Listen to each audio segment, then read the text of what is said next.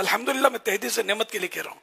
मेरी माँ कभी कभी मुझसे पूछी कि ये मेरे मुंह से ये निकल गया, ये फुला बात है, ये क्या है, कुफ्र तो नहीं है कहीं, इस तरह।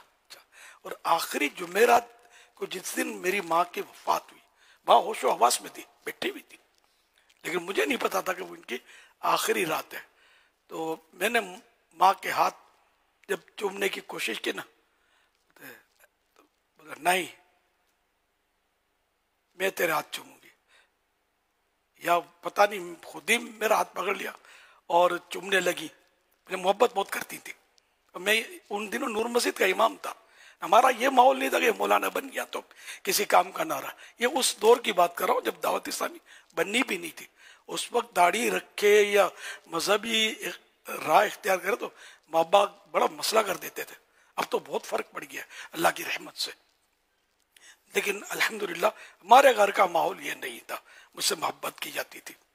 तो मेरी माँ ने या तो खुद हाथ पकड़ लिया या मैंने दोबारा लिया कि शायद खुद ही हाथ पकड़ लिया। मैं माँ नमाज के लिए जा रहा हूँ, तो हाथ पकड़ लिया, तो चूमने लगे। अरे मैंने कहा माँ, ये कहा मैं तुम्हारा हाथ चूमूंगा। मैंने माँ के हाथ चूमे, नहीं मैं तुम्हारा हाथ चूमूंगी। अब मुझे क्या पता कि ये कोई इशारे में आखिरी मतलब रुखसत हो रही है, मुझे कुछ भी नहीं पता था। खैर ये हो गया और अब फिर जो होना था हुआ।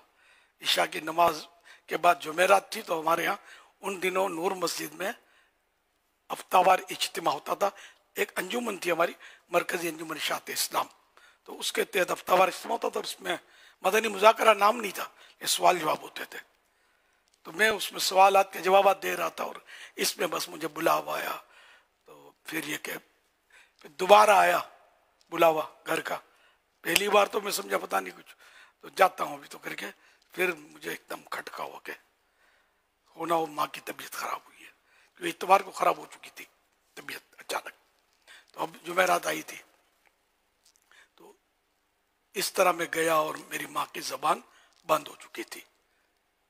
बहन ने बताया कलमा पढ़ा, इस्तिग़फ़ार पढ़ा है, जमजम शरीफ पिया है वगैरह। फिर उसी हालत में वो मौत के झटके जारी थे। मैं यासीन शरीफ पढ़ी, मैंने पढ़ी नहीं जा रही थी मुझसे।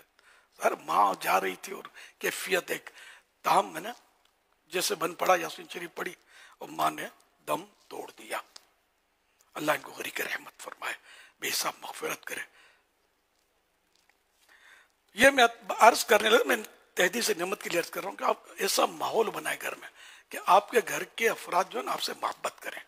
ये नहीं कि आप जाएं तो बेजार हों और नफरत करें आपसे, खारबाजी हो, ये है चल चप कर, कितनी बार बोलूं आज स्त्री क्यों नहीं की, जल्दी खाना गर्म करो, इतनी देर लगा दी। ये करोगे तो नफरतों की दीवार जो है ना ये मोटी होती चली जाएगी। माँ बाप भाई बहन सबके सामने आजिज़ी इख्तियार करेंगे ना, नरमी प्यार मोहब्बत शफकत, आपको सब आंखों पे बिठाएंगे, सर का ताज बनाएंगे, वरना पाँव की जूती भी नहीं बनाएंगे, यही ठुकरा देंगे आपको। तो इसलिए वो है फलाह कामरानी, नरमियो आसानी में, हर बना काम बिगड़ जाता है नादानी में। डूब सकती ही नहीं मौजों की तुग़यानी में, जिसकी किश्ती हो मोहम्मद के निगहबानी में। तो मेरी माँ ने मेरे दिल पर मोहब्बत के नक्श छोड़े। अब भी मैं रंजीदा हो रहा हूँ, माँ का तज़किरा हुआ ना, एक दिल में कैफियत पैदा हो रही है और रोने की जैसे कि जी चाहता है। नहीं मोहब्बत करती थी और मैं भी मोहब्बत करता था अपनी माँ से। अब ये तजदीद हुस्न की सूरत तो इसको कहें ना कहें, बहरहाल कसदन तो ऐसा हुआ नहीं है। मैंने तो माँ का जिक्र खैर किया है और ये आदमी करता है तो कभी ऐसी कैफियत माँ की मोहब्बत में होती है। तजदीद हुस्न माने गम ताज़ा होना। तो जानबूझकर अपने फोत शुदा अजीज़ों का गम ताज़ा नहीं करना चाहिए। लेकिन ज़ाहिर ना ये नीयत थी, ना मुझे यूं लगा कि ये गम ताज़ा हो जाएगा, लेकिन आहिस्ता आहिस्ता मोहब्बत, गम भी क्या करें मोहब्बत। अब तो इस वाक़े को दाऊद इस्लामी को 43 ईयर्स है ना चालू है ना, तो इससे भी पहले का है कि मेरी माँ फौत हुई। इसको पता नहीं, सिन भी भूल गया हूँ मैं, काफी टाइम हो गया ना, तो उसमें फिर गम जो है आमतौर पे खत्म हो जाता है, लेकिन मोहब्बत रह जाती है और रहनी भी चाहिए। इसके बगैर तो गुजारा भी नहीं कि माँ बाप, ये मोहब्बत ही दिल से निकल जाए तो फिर बंदा किस काम का। सल्लु अलल हबीब सल्लल्लाहु अलैहि मुहम्मद।